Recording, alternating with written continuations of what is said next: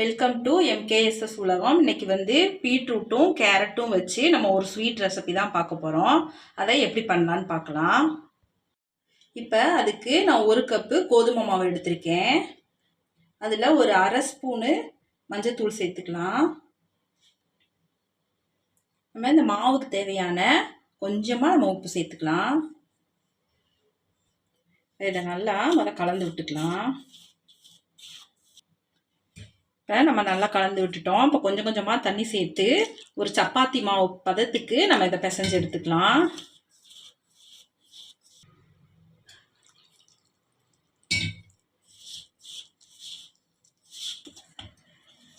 நம்ம சப்பாத்தி மாவு பதத்துக்கு நம்ம பிசைஞ்சிட்டோம். இப்போ இதில் வந்து கொஞ்சம் எண்ணெய் சேர்த்து பிணைஞ்சிக்கலாம். நான் வந்து ஒரு 4 டீஸ்பூன் எண்ணெய் சேர்த்துக்கிறேன்.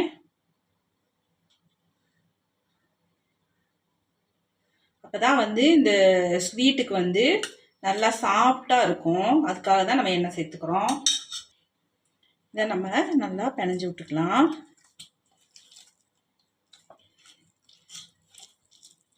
இப்போ நம்ம ஊற்றின எண்ணெயெல்லாம் இந்த மாவு உள்ளே குடிக்கிற வரைக்கும் ஃபுல்லாக நம்ம நல்லா இப்படி பிணைஞ்சு விட்டுக்கணும்.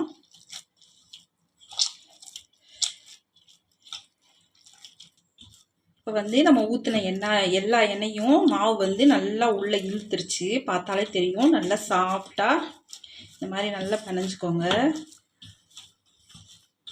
இப்போ வந்து பார்த்தாலே தெரியும். நல்லா சாஃப்டாக இந்த மாதிரி தான் மாவு வந்து பிணைஞ்சிக்கணும். நம்ம இது வந்து ஒரு 10 நிமிஷம் இது ஊறட்டும். நம்ம இதுக்கு ஒரு பூரணம் ரெடி பண்ணிக்கலாம். இப்போ நான் அடுப்பில் ஒரு கடாயை வச்சுருக்கேன். அதில் 1 ஸ்பூன் அளவுக்கு நம்ம நெய் சேர்த்துக்கலாம். இப்போ நம்ம பீட்ரூட்டையும் கேரட்டையும் துருவி வச்சுருக்கோம். அதை நம்ம இதில் சேர்த்துக்கலாம்.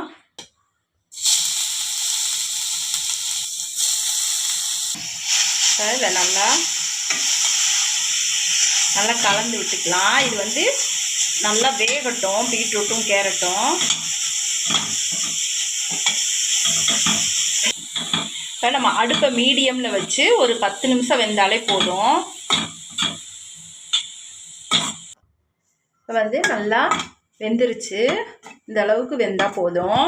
அடுப்பை வந்து சிம்லேயே வச்சு தண்ணி சேர்க்காம நல்லா இதை வதக்கி எடுத்துக்கோங்க. இப்போ வந்து அடுப்பை சிம்லேயே இருக்கட்டும். இதில் வந்து நான் நாட்டு சக்கரை சேர்த்துக்கிறேன். நீங்கள் வெல்லம் கூட சேர்த்துக்கலாம், உங்கள் விருப்பம்தான். உங்கள் இனிப்பு டேஸ்ட்டு எவ்வளோ உங்களுக்கு வேணுமோ அந்த அளவுக்கு நீங்கள் சேர்த்துக்கோங்க. நான் வந்து இந்த ஸ்பூனில் ஒரு 2 ஸ்பூன் சேர்த்துருக்கேன். இதை நம்ம நல்லா கலந்து விட்டுக்கலாம். அடுப்பு வந்து சிம்லேயே தான் இருக்கணும். இந்த சக்கரை வந்து நல்லா மெல்ட் ஆகி வரும். அது வரைக்கும் நம்ம நல்லா கலந்து விட்டுக்கலாம். சக்கரை வந்து நம்ம போட்ட சக்கரை நல்லா மெல்ட் ஆகி வந்திருக்கு. இதில் 1 ஸ்பூன் ஏலக்காய் தூள் சேர்த்துக்கலாம். இதையும் நம்ம நல்லா கலந்து விட்டுக்கலாம். இப்போ வந்து அடுப்பை நீங்கள் மீடியமில் வச்சுக்கலாம். இப்போ நம்ம சர்க்கரையிலேருந்து நம்ம தண்ணி விட்டுருக்குது. அதை வந்து நல்லா ட்ரை ஆகுற வரைக்கும் நம்ம இதை நல்லா வதக்கி எடுத்துக்கலாம். இது வந்து நம்ம கைவிடாமல் கலந்துக்கிட்டே இருக்கணும். கை விட்டுட்டோம்னா அடி பிடிச்சிரும். அதனால் இந்த ட்ரை ஆகுற வரைக்கும் கைவிடாமையே கலந்துக்கோங்க. இப்போ பார்த்தா நம்ம பீட்ரூட் மாதிரியே போட்ட மாதிரியே தெரியாது. நல்லா ஜாம் மாதிரி வரும். பீட்ரூட்டு சாப்பிடாத குழந்தைங்கலாம் இப்படி செஞ்சு கொடுத்தா சாப்பிட வச்சிடலாம். இப்போ வந்து அந்த தண்ணியெல்லாம் வற்றி நல்லா ட்ரை ஆயிடுச்சு. கொஞ்சமாக நான் தேங்காய் துருவல் எடுத்திருக்கேன். ஒரு சின்ன முடி தேங்காய் முடி, அதை நான் துருவி எடுத்திருக்கேன். அதை இதில் சேர்த்துக்கலாம்.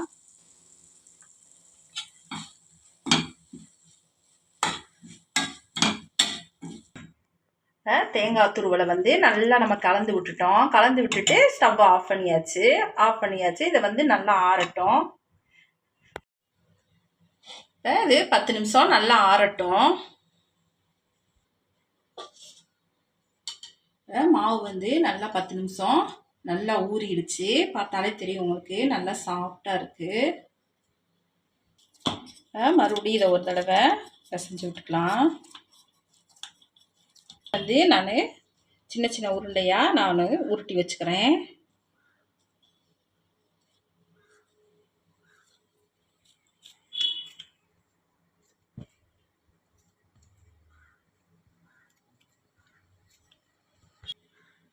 எனக்கு 1 கப்பு மாவுக்கு 5 உருண்டை வந்திருக்கு.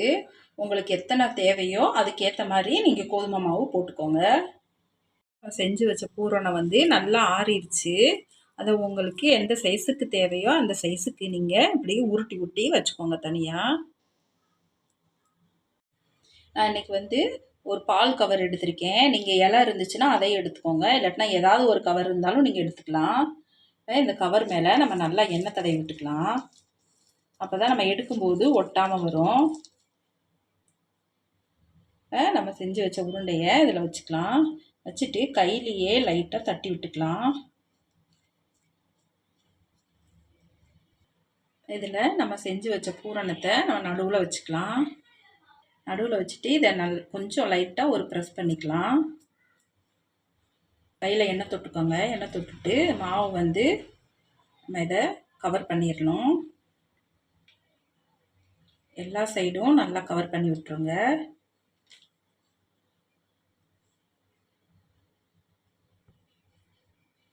நம்ம கவர் பண்ணிட்டோம்.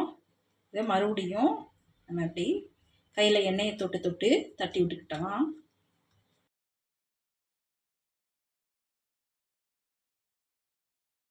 இப்போ இந்த அளவுக்கு தட்டினா போதும். இப்போ தோசைக்கல் நல்லா சூடேறிடுச்சு. நான் எண்ணெய் சேர்த்துக்கிறேன். நீங்கள் இதில் நெய் சேர்த்து கூட செஞ்சுக்கலாம். டேஸ்ட் நல்லாயிருக்கும். உங்கள் விருப்பம்தான். இப்போ நம்ம இதை எடுத்துக்கலாம்.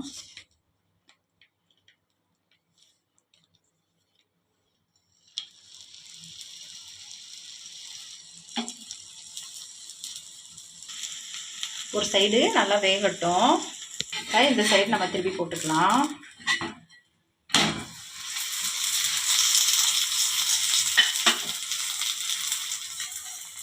இந்த சைடும் கொஞ்சம் எண்ணெய் ஊற்றிக்கலாம். இப்போ 2 சைடும் அப்பப்போ நம்ம திருப்பி திருப்பி போட்டு நல்லா செவந்து வர வரைக்கும் எடுத்துடணும். கருக விட்டுறாதீங்க. அதுக்கு தான் நம்ம அப்பப்போ திருப்பி போட்டுக்கிட்டே இருக்கணும். மறுபடியும் நம்ம இந்த பக்கம் திருப்பி போட்டுக்கலாம். நம்ம பீட்ரூட்டு கேரட்லாம் நல்லா நம்ம வேக வச்சுட்டு தான் நம்ம பூரணம் செஞ்சுருக்கோம். அதனால் இந்த மேல் மாவு வேகிறதுக்கு மட்டும்தான் நமக்கு டைமு. நம்ம இப்படி மாற்றி மாற்றி திருப்பி திருப்பி போட்டு போட்டு எடுத்துக்கணும். ஒரு 2 செகண்டுக்கு ஒரு தடவை நம்ம திருப்பி திருப்பி போட்டுட்டு எடுத்துக்கணும். இப்போ வந்து 2 சைடும் நல்லா வெந்துருச்சு. நம்ம எடுத்துக்கலாம். பீட்ரூட் கேரட்டை வச்சு நம்ம ஒரு போளி செஞ்சு முடிச்சிட்டோம். இது வந்து சாப்பிட்றதுக்கு ரொம்ப டேஸ்ட்டாகவும் இருக்கும், ரொம்ப ஹெல்த்தியாகவும் இருக்கும். நம்ம எப்போவுமே பருப்பு போளி தேங்காய் போளி தான் சாப்பிட்ருப்போம். இது மாதிரி ஒரு டைம் செஞ்சு பாருங்கள், உங்களுக்கு ரொம்ப பிடிக்கும். இப்போ பீட்ரூட் சாப்பிடாத குழந்தைங்களுக்கெல்லாம் இந்த மாதிரி செஞ்சு கொடுத்தீங்கன்னா அவங்களுக்கு இதில் நம்ம பீட்ரூட் சேர்த்துருக்கோனே தெரியாது. அவங்க ரொம்ப விரும்பி கேட்டு சாப்பிடுவாங்க. நீங்களும் இதே மாதிரி செஞ்சு சாப்பிட்டு பாருங்கள். சாப்பிட்டு பார்த்துட்டு எப்படி வந்துச்சுன்னு கமெண்ட்ஸில் சொல்லுங்கள். நம்ம வீடியோ பிடிச்சிருந்துச்சுன்னா வீடியோவுக்கு ஒரு லைக் பண்ணுங்கள், சப்ஸ்கிரைப் பண்ணி சப்போர்ட் பண்ணுங்கள். அடுத்த வீடியோவில் பார்க்கலாம். நன்றி.